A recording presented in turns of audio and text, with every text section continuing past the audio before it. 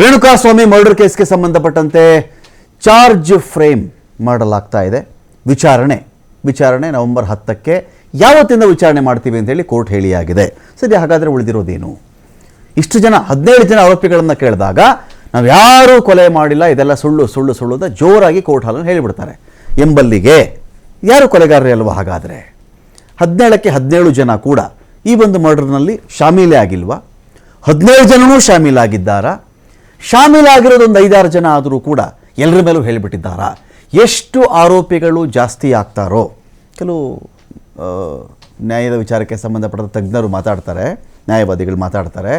ಸುಮಾರು ಜನಗಳ ಮೇಲೆ ಕೇಸ್ ಹಾಕ್ಕೊಂಡು ಹೋದಷ್ಟು ಕೂಡ ಮೇಯ್ನ್ ಅಕ್ಯೂಸ್ಡ್ ಯಾರು ಇರ್ತಾರೋ ಅವರು ತಪ್ಪಿಸಿಕೊಳ್ಳುವಂತಹ ಚಾನ್ಸಸ್ ಜಾಸ್ತಿ ಇರುತ್ತೆ ಯಾವಾಗಲೂ ಅಂತ. ಬಟ್ ಈ ಕೇಸಲ್ಲಿ ಅಂತ ನೋಡಿದಾಗ ಸುಮಾರು 17 ಜನರ ಮೇಲೂ ಕೂಡ ಇಲ್ಲಿ ಹೇಳಲಾಗಿದೆ, ಒಂದಲ್ಲ ಒಂದು ಪಾತ್ರವನ್ನು ಹೇಳಲಾಗಿದೆ. ಈ ಒಂದು ಇಡೀ ಕೇಸ್ ಇರೋದು 4 ವಿಷಯದ ಮೇಲೆ. ಒಂದು, ಕ್ರಿಮಿನಲ್ ಕಾನ್ಸ್ಪಿರಸಿ, ಅಪರಾಧಿಕ ಒಳಸಂಚು.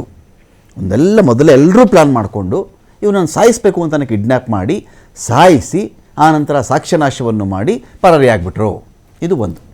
ಎರಡನೇದು, ಇಲ್ಲಿ ಬಂದು ಹೊಡೆದ್ರು, ಸಾಯುವ ರೀತಿಯಲ್ಲಿ ಹೊಡೆದ್ರು, ಸಾಯಿಸಬೇಕು ಅಂತಲೇ ಹೊಡೆದ್ರು. ಎರಡನೇದು. ಮೂರನೇದು ಮರ್ಡರ್. ಇದೊಂದು ಚಾರ್ಜಸ್ ಬರುತ್ತೆ, ಮರ್ಡರ್ ಅಂತ ಒಂದು ವಿಚಾರ ಬರುತ್ತೆ. ಆ ನಂತರದಲ್ಲಿ ಅದು ಒಂದು ಕಾನ್ಸ್ಪಿರಸಿ ಆದಮೇಲೆ ಕಿಡ್ನ್ಯಾಪ್ ಆದಮೇಲೆ ಶೆಡ್ಡಿಗೆ ಬಂದರು, ಹೊಡೆದ್ರು, ಆನಂತರದಲ್ಲಿ ಸಾಯಿಸಾದ್ಮೇಲೆ ಸಾಕ್ಷಿನಾಶ. ಸೊ ಈ ವಿಚಾರಗಳಿಗೆ ಬಂದಾಗ 2 ಮಗ್ಗಲು ಯಾವಾಗಲೂ ಇರುತ್ತೆ ಯಾವುದೇ ಕೇಸಲ್ಲಿ ಬಂದಾಗ. ಒಂದು ಪ್ರಾಸಿಕ್ಯೂಷನ್ನು, ಇನ್ನೊಂದು ಡಿಫೆನ್ಸ್ ಅಂತ ಹೇಳಿ. ಈ ಕಡೆ ಇಷ್ಟು ಜನ ಆರೋಪಿತರು ಯಾರು ಇದ್ದಾರೋ ಅವ್ರ ಪರವಾಗಿ ಅವ್ರು ವಾದ ಮಾಡ್ಕೊಳ್ಳೋಕ್ಕೂ ಅಷ್ಟೇ ಅವಕಾಶ ಇರುತ್ತೆ. ಅವರ ವಿಚಾರದಲ್ಲಿ ಪ್ರತಿ ಪಾಯಿಂಟು ಪ್ರೂವ್ ಮಾಡಬೇಕಾಗಿರ್ತಕ್ಕಂಥ ಅನಿವಾರ್ಯತೆ ರೇಣುಕಾಸ್ವಾಮಿ ಪರ ವಕೀಲರು ಯಾರೇ ನಿಂತ್ಕೊಂಡ್ರು ಕೂಡ ಅವ್ರಿಗಿರುತ್ತೆ. ಇದರ ಮಧ್ಯದಲ್ಲಿ ಈ ಚಾರ್ಜ್ ಎಲ್ಲ ಫ್ರೇಮ್ ಆಯ್ತಲ್ಲ, ಇಷ್ಟು ಜನಗಳ ಚಾರ್ಜ್ ಫ್ರೇಮ್ ಆಯ್ತಲ್ಲ, ಈ ಕೇಸ್ ಯಾವ ದಿಕ್ಕಲ್ಲಿ ಹೋಗುತ್ತೆ? ಇದಕ್ಕೆ ಪರ ಏನು ಬರಬಹುದು, ವಿರೋಧ ಏನು ಬರಬಹುದು? ಈ ಚಾರ್ಜ್ ಫ್ರೇಮ್ ಆಗೋವರೆಗೂ ಈ 17 ಜನ ಆರೋಪಿಗಳಿಗೆ ಒಂದು ಕ್ಲಾರಿಟಿ ಇರಲ್ಲ. ಏನೇ ನಮ್ಮ ಪಾತ್ರ ಅಂತ ಬರೆದಿದ್ದಾರೆ ಇವರು. ಚಾರ್ಜ್ ಶೀಟಲ್ಲಿ ಇರುತ್ತೆ ಬಿಡಿ, ಎಷ್ಟೊಂದು ಬರೆದಿರ್ತಾರೆ. ನಮ್ಮ ಪಾತ್ರ ಎಕ್ಸಾಕ್ಟ್ಲಿ ನನಗೆ ಅಪ್ಲೈ ಆಗೋ ಸೆಕ್ಷನ್ ಯಾವುದು ಅಂತ ಅವ್ರಿಗೆ ಅಷ್ಟಾಗಿ ಸ್ಪಷ್ಟವಾಗಿ ಗೊತ್ತಿರಲ್ಲ.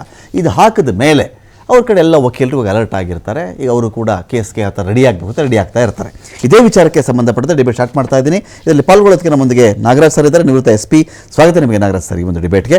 ಇನ್ನು ನಾರಾಯಣಸ್ವಾಮಿ ಅವರು ಇದ್ದಾರೆ, ಪವಿತ್ರ ಗೌಡ ಪರ ವಕೀಲರು. ಸ್ವಾಗತ ನಾರಾಯಣಸ್ವಾಮಿ ಅವರು ನಿಮಗೆ ಒಂದು ಡಿಬೇಟ್ಗೆ.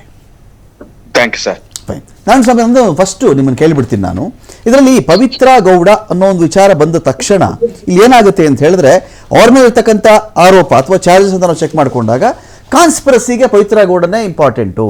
ಕಾನ್ಸ್ಪಿರಸಿ ಆನಂತರದಲ್ಲಿ ಕಿಡ್ನ್ಯಾಪ್ ವಿಚಾರದಲ್ಲಿ ಇವರದ್ದೇ ಪಾತ್ರ ಎನ್ನುವ ರೀತಿಯಲ್ಲಿ ಚಾರ್ಜ್ ಫ್ರೇಮ್ ಆಗಿರೋದು ಅಂತ ನಿಮ್ಮ ಫಸ್ಟ್ ಆರ್ಗ್ಯುಮೆಂಟ್ ಏನು ಸರ್ ಇದು ಒಂದು ವಿಚಾರಕ್ಕೆ? ಸಮಾಜದಲ್ಲಿ ಯಾವ್ದಾದ್ರು ಒಂದು ಘಟನೆ ನಡೀತು ಅಂದ್ರೆ ಜನಗಳ ಮಧ್ಯ ಮತ್ತೆ ಘಟನೆ ಮಾಡಿದವರ ಮಧ್ಯ ಒಂದು ಬ್ರಿಡ್ಜ್ ಅಂದ್ರೆ ಅದು ಮಾಧ್ಯಮ. ಓಕೆ.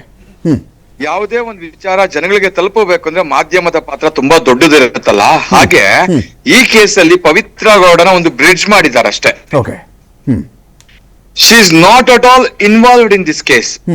ಆಕೆ ಬಹಳ ಇನ್ನೋಸೆಂಟ್ ಇದ್ದಾರೆ. ಯಾರೋ ಒಬ್ರು ಮೋಟಿವ್ ಬೇಕು, ಮೋಟಿವ್ ನ ಪ್ರೂವ್ ಮಾಡ್ಬೇಕು, ಕಾನ್ಸ್ಪಿರಸಿ ಆಗಿದೆ ಅಂತ ತೋರಿಸ್ಬೇಕು.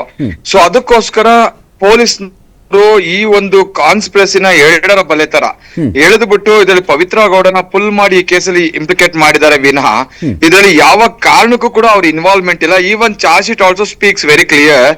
ಅವ್ರನ್ನ ಜಸ್ಟ್ ಅವ್ರೇನೋ ಯಾರಿಗೋ ಮೆಸೇಜ್ ಕಳ್ಸಿದ್ರು, ಆ ಮೆಸೇಜ್ ನ ಹೇಳ್ಬಿಟ್ಟು ಇನ್ನೊಬ್ಬ ಅವನ್ನ ಕರ್ಸಿ ಒಡ್ಸಿ ಒಂಥರ ಅವ್ರು ಕ್ರಿಯೇಟ್ ಮಾಡಿದ್ದಾರೆ ಬಿಟ್ರೆ ಎಲ್ಲೂ ಕೂಡ ಅವ್ರನ್ನ ಕರ್ಸು ಅಂತಾನೋ ಅಥವಾ ಮತ್ತೊಂದು ಅಂತಾನೋ ಎಲ್ಲೂ ಕೂಡ ಪವಿತ್ರ ಅವ್ರ ಮೊಬೈಲ್ ಇಂದ ಅವರ ಹೆಸರಲ್ಲಿ ಇರ್ತಕ್ಕಂಥ ಮೊಬೈಲ್ ಇಂದ ಯಾವ ಮೆಸೇಜಸ್ ಹೋಗಿಲ್ಲ. ಇಲ್ಲಿ ಒಂದು ಪಾಯಿಂಟ್ ಮೇಲ್ ನೋಟಿಗೆ ಹೆಂಗೆ ಅಂದ್ರೆ ಪವಿತ್ರ ಅವ್ರನ್ನ